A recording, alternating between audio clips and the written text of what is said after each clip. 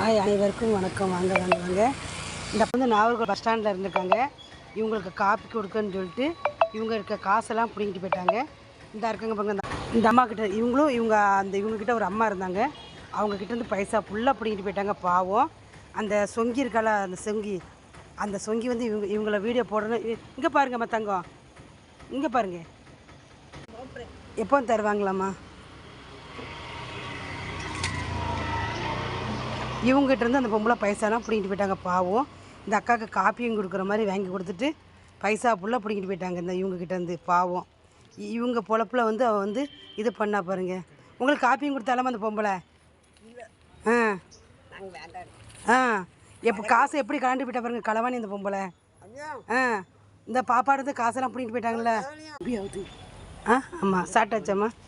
இந்த இவங்ககிட்ட அந்த அக்காட்ட தான் காசை காப்பியும் கொடுக்குற மாதிரி பிடிங்கிட்டு போயிட்டா பாருங்கன்னு. பாவம்.